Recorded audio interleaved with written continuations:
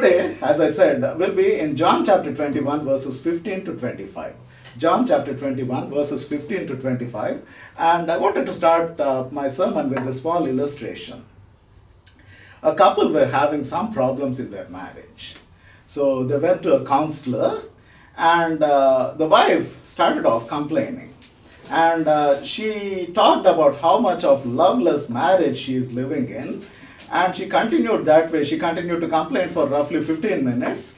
And after that she said, he married me, but he never says a word to me.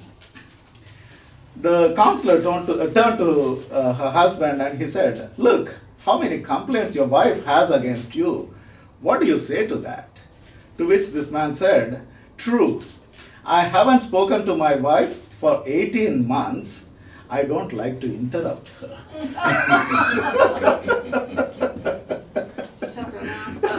Okay, so I thought this is a very good excuse, right? Not to talk to your wife and just say, hey, darling, I love you, but I don't want to interrupt you. So you keep talking and I'll keep listening. I love to hear your voice. I love to listen to you. Right? So yeah, I found a good excuse today. But anyway, what I'd like to talk to us today is about the attributes of ministry. Okay, what are the attributes of ministry? Okay, so if we want to do ministry, what are the things that are essential? What are the things that we need to have within us in order to be successful in ministry, or even the basic requirements for ministry? And the reason I gave that illustration is about love. Okay, it has to start with love. Without loving God, without loving Jesus Christ, we cannot serve Him. Right? So when we're talking about attributes, today we'll be focusing on 4 attributes. The first one being the condition for ministry. It is a condition. Unless you have that, you cannot perform ministry, you cannot serve God, you cannot minister. And that is love for Jesus. Unless we have love for Jesus, we should not even think of starting to serve Jesus. Right? And the second attribute is extent of ministering. Meaning, to what extent, what degree should we go, what length should we go to serve God? And the extent of ministering is even unto an undesirable death. We're not talking about just death, right? But we are talking about an undesirable death. We don't want to die that kind of a death. We should be willing to go to that extent and die an unwanted death, undesirable death. And thirdly, the attention of ministry. Okay, so what should be the places where we should be paying attention to? Okay, and here the attention we should pay to is your calling without distraction. We should pay attention to our calling. Every individual has a calling, and we should pay attention to only that calling, and we should not be distracted. We should not get distracted to the left or to the right. We should not turn either to the left or to the right. And finally, we'll consider the focus of the ministry. What should be the focus of ministry? Obviously, it should be Jesus Christ, and also Jesus Christ more particularly because He was shown to be approved of God through many signs and wonders. He did so many wonderful works, and all those wonderful works were performed by the empowerment from God. Right? So the focus of the ministry should be Jesus Christ, who is not only proved Himself to be our Savior, but also by the power of by the power of God, while He was on this earth, He served us and He gave a lot of testimony. So we have a testimony and we can look at the testimony, and we should always focus only on that testimony when we are serving God. Okay, so these are the 4 things we'll be looking at. So let's start looking at the first attribute, which is condition for ministry. Condition for ministry, we see that in verse 15 onwards. By the way, Brother Big Don, I said if there is any word of encouragement I wanted you to say. If you want, I can be interrupted. Otherwise, once my sermon is complete, by then probably God will speak further to you. so you can start another sermon. Okay. And I don't mind. If we need to stay all night, we'll order food and we'll enjoy fellowship.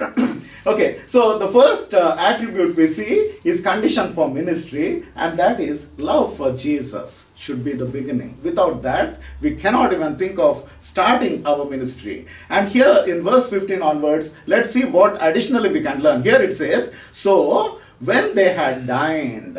So what are we talking about? Jesus appeared after his resurrection to his disciples who went fishing. Peter said, I go a fishing.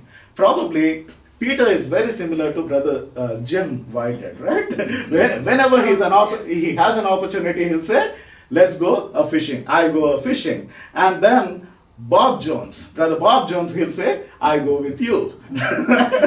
So the same thing happened there also. Peter said, I go a fishing. Because probably they were in a frustrated situation. They did not know what they should do next because they don't have the Messiah with whom they walked this long. So they were in their frustration, decided to go fishing. So Jesus appeared to them early in the morning. They did not catch anything, though they toiled all night. So early in the morning, Jesus appeared to them on the shore standing, and he said, children, do you have anything to eat?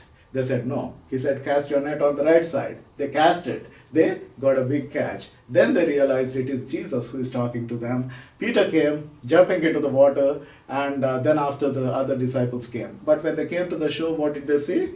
They saw there were coals already and fish laid on them. There was bread also available. So Jesus took care of their needs. Though they were trying to take care of their needs by their own effort, Jesus took care of it. But now, after they have eaten, is the conversation which we are looking at. So here it says, when they had dined, Jesus said to Peter, Simon, son of Jonas, lovest thou me more than these? It's a very strange question, right? Do you love me? We'll be glad to say, yes, Lord, we love you, or I love you. But when you say, do you love me more than these, and these people are right there, it is an uncomfortable situation for Peter, right? So Jesus put Peter on spot, and he said, Simon, son of Jonas, lovest thou me more than these? And I wonder why Jesus really wanted to ask that question. And that actually triggered my thought thinking, maybe if you recall, Peter said, even if everyone else desert you, I will not leave you.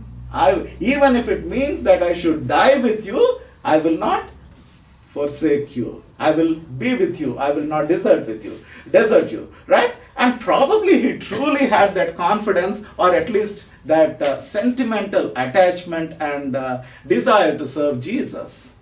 But when time came, unfortunately, he was not able to follow through that conviction. Nevertheless, Jesus is asking Peter, do you love me more than these?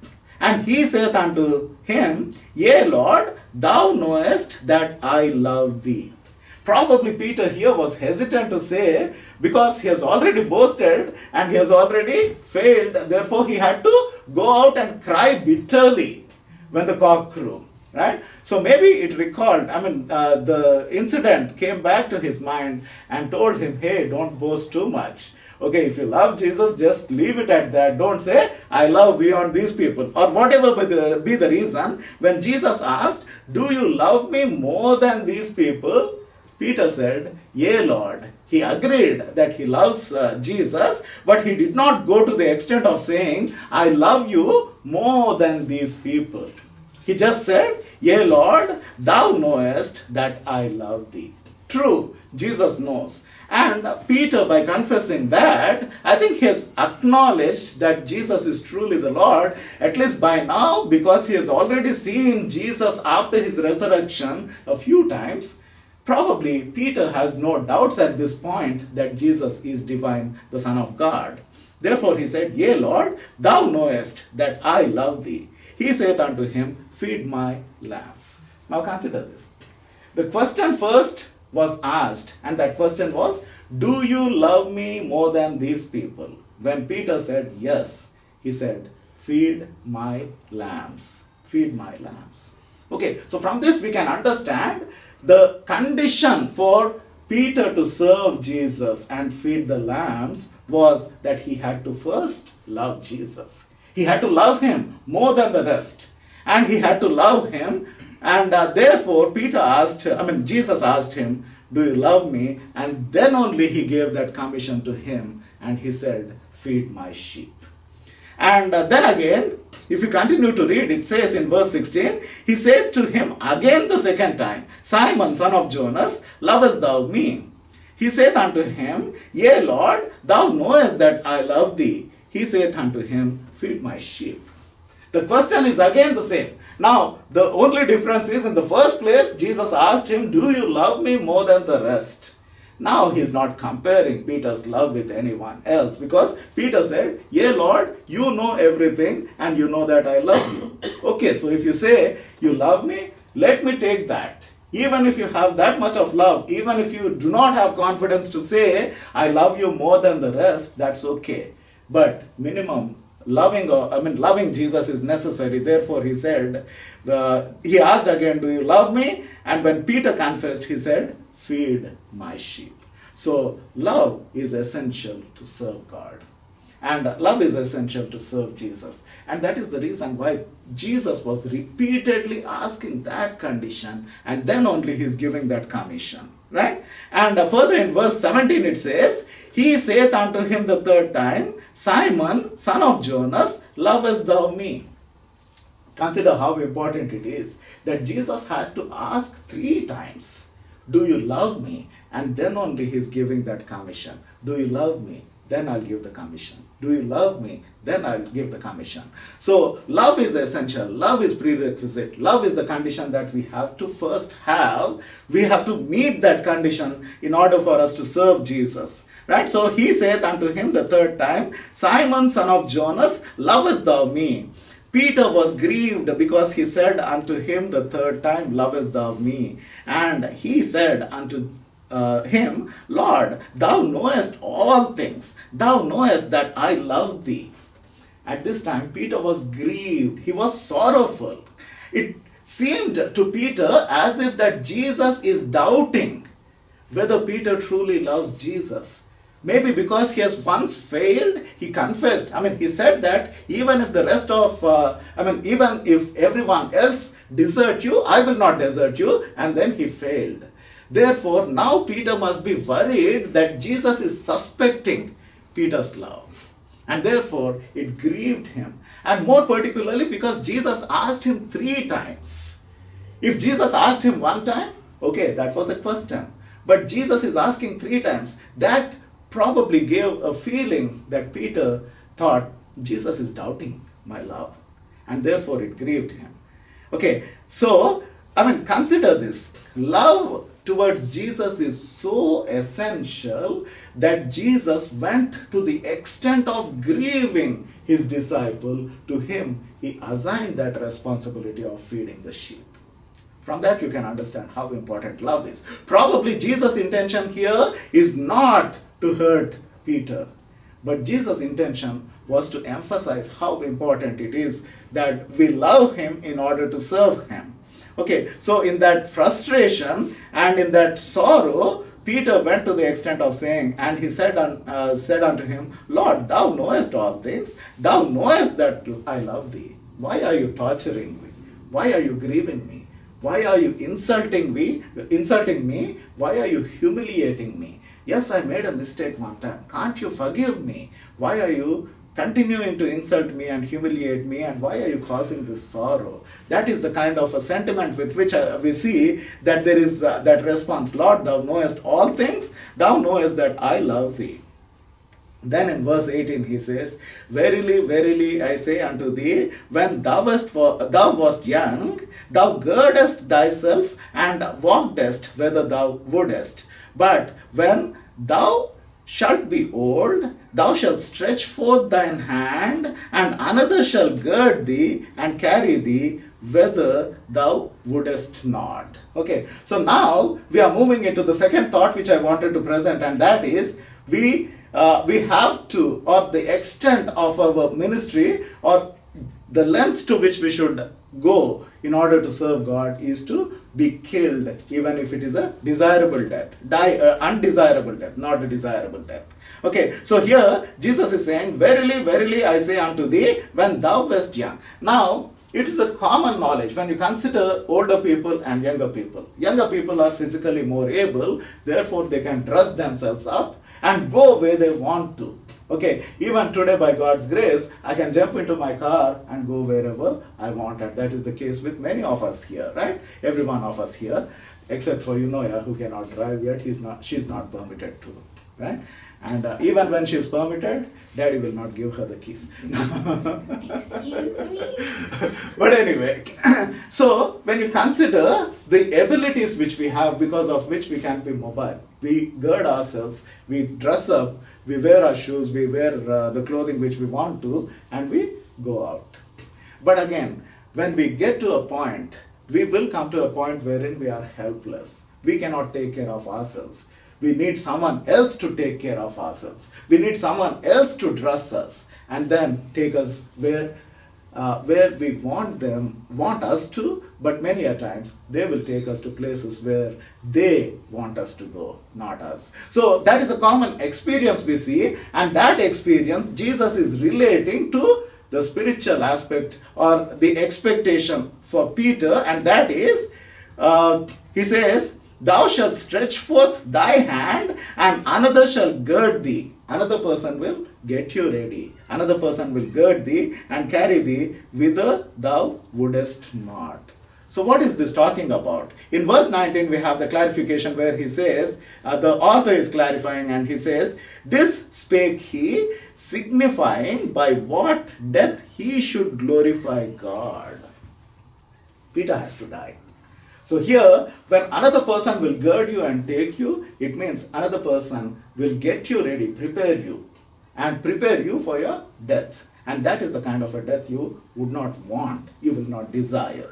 So Jesus is signifying that he should glorify God by his death. And when he had spoken this, he saith unto him, follow me. Okay, so if you want to follow Jesus Christ, you should be prepared to die. What kind of a death? The kind of a death you will not desire to die. Okay, so that is what Jesus clarified, and then he is giving the invitation to follow him. Now consider this. Okay, many a times when we proclaim the gospel, we will not want to tell the people what kind of suffering they might need to endure. We give everything which is positive. You receive Christ as your Savior, you have assurance of salvation. We leave things there. But we will not go beyond that, stating that, hey, you will receive eternal salvation, but because of receiving Christ on this earth, you might need to suffer for Him. That is the message we generally avoid, right? But here, Jesus is giving that message first, and then He is saying, follow me. Okay, so from that we can understand, if we want to follow Jesus Christ, we have to be prepared to die a death which is not desirable. And that is the reason why Jesus in one of his discourses, he says in Matthew chapter 16 verses 24 and 25, then said Jesus unto his disciples, if any man will come after me, if any man will come after me. We are not even talking about ministering. We are not even talking about feeding my sheep, feeding my lamb. Here we are just talking about just following Jesus. And he says, then said Jesus unto his disciples, if any man will come after me, let him deny himself. Okay, don't be selfish. Think of other people. Deny yourself and take up his cross. Cross, the symbol of death. And also when you consider the cross, and when you consider that word excruciating pain, we use that very commonly here in the United States, right? It's an excruciating pain I'm going through. But what does it mean? Ek means out of in Greek. And crus is cross. Okay, so out of that cross, what pain comes is excruciating. Out of the cross. Okay, so that is the kind of a painful death we should be willing to die and take up his cross and follow me. Even to follow Jesus, we need that kind of commitment. For whosoever will save his life shall lose it, and whosoever shall lose his life for my sake shall find it. So even if it is a requirement to follow Jesus that we should be willing to die, take up our cross and deny ourselves, how much more would it require for us to be willing to die a death which we don't desire if we want to serve Jesus? Okay, so ministry of God is not for cowards, right? It is not for the faint-hearted. It is for the brave people. It requires a lot of courage to serve God. Okay, to serve the world, you don't need any courage at all, right? In order to serve God, we need a lot of courage and a lot of commitment. We should go to the extent, and the extent is dying undesirable death. With that, let me move on to the third thought which I wanted to present, and that is the attention of ministry. What should be the attention we should be paying? And we see that in verse 20 onwards, wherein it says, "Then Peter, turning about, seeth the disciples whom Jesus loved following him." Probably the scene here is after they finished their breakfast. I mean, fish and bread for breakfast. I love that. My wife never prepares, and that is the reason I don't like talking to her. No, that's not the case. But I truly, really like this, having breakfast, fish for breakfast, especially when we have men's breakfast at First Baptist Church. I used to prepare fish and bring. Okay. Did you run? Yeah, and I loved it. That breakfasts are the most memorable breakfast, not what my wife makes. No, okay, I'll be in trouble today. Okay, so anyway, after finishing the breakfast, probably Jesus and Peter were walking and having that conversation. While they were walking and having conversation, Peter turns and sees that John is also following him. Okay, following them. Therefore it says, "Then Peter, turning about, seeth the disciple whom Jesus loved, following, which also leaned on his breast at supper, and said, Lord, which is he that betrayeth thee?" So John is identifying himself here, but he's not directly saying, "I, John," as he did in the book of Revelation. But here he's using indirect hints and hints and also indirect speech to identify himself. Now it's very important for us to understand here. Sometimes, why do we say Gospel of John is written by John? That's a question, right? Now, here John is the one who has testified. He talks about that in a bit. But when you consider wherever Jesus went, if Jesus had to take fewer disciples, he always took with him Peter, James, and John. Right? So Peter, James, and John, these are the three people who were eyewitnesses for everything. And more so over, when you consider James, he was killed early on. He was the first disciple who was executed by King Herod. Right? So, by default, we can assume that it's neither James or Peter, because here we are talking about the disciple following Peter.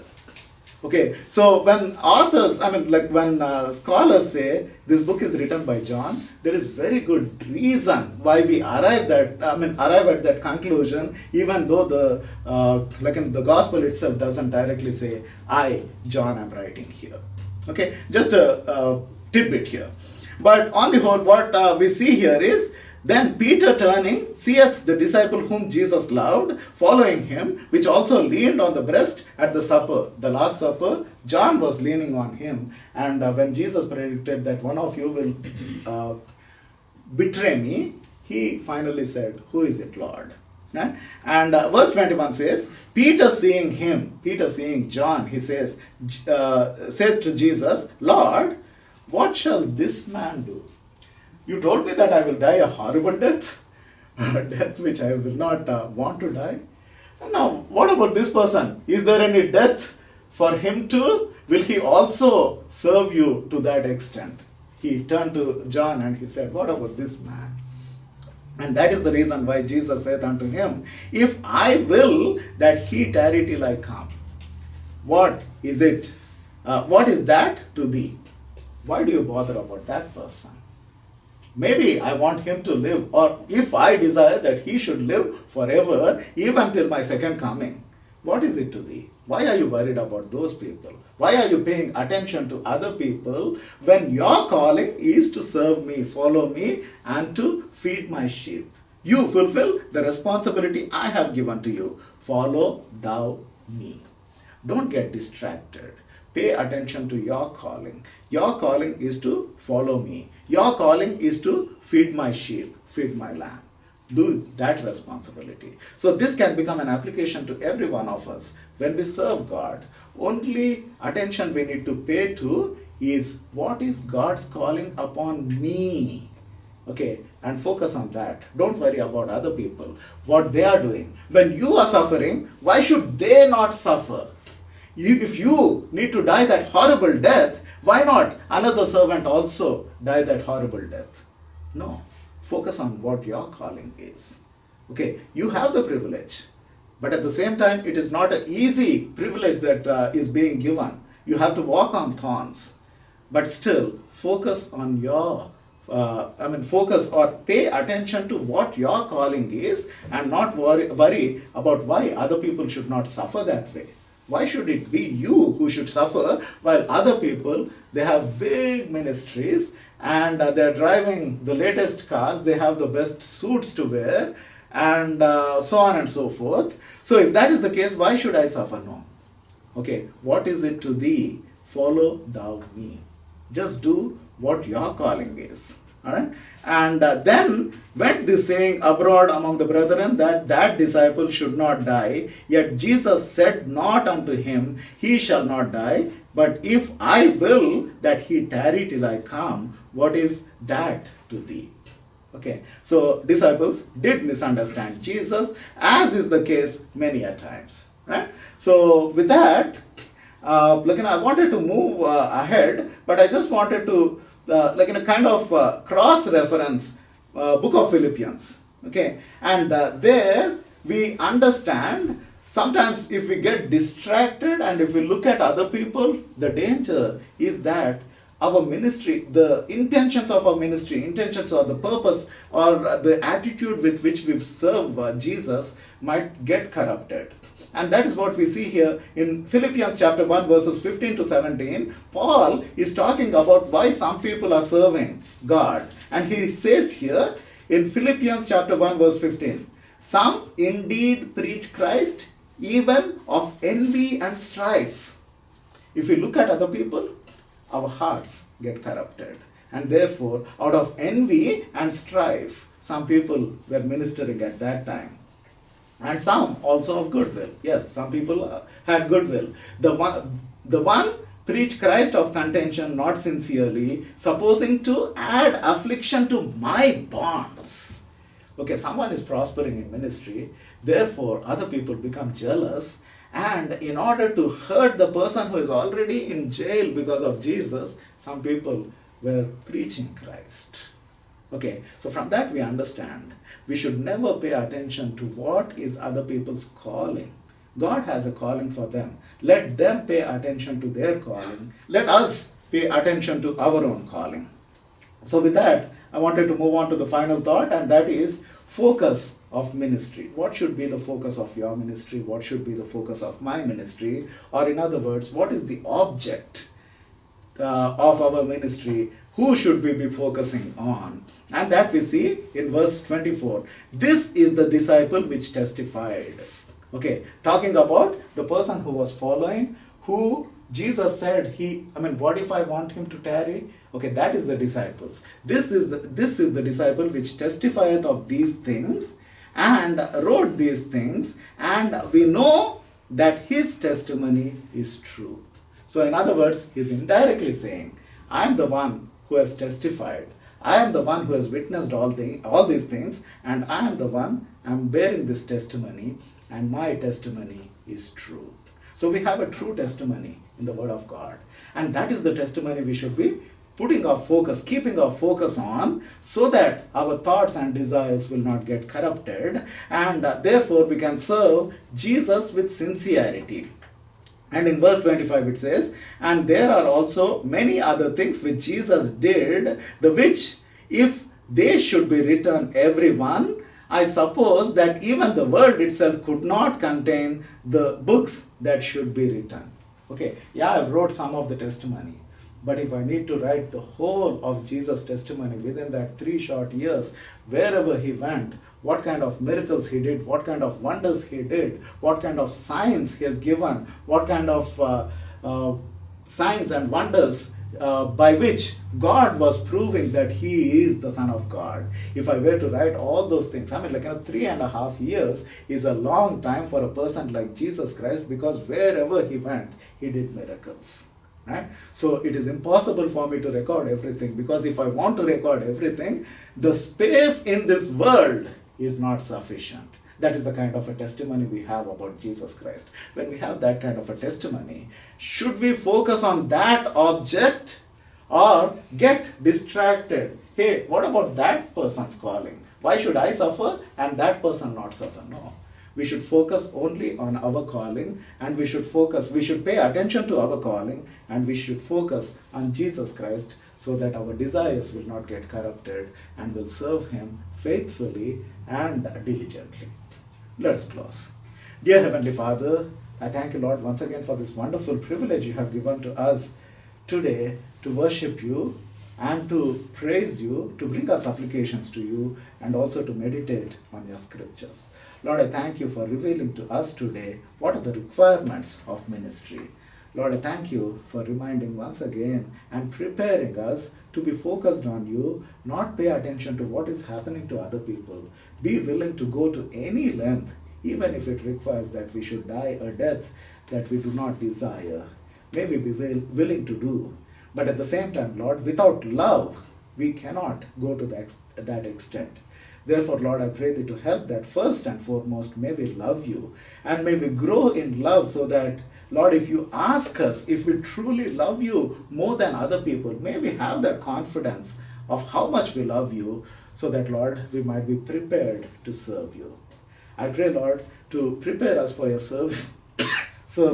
Anoint us with your Holy Spirit and use us mightily on this earth for your glory alone. I pray in Jesus' name.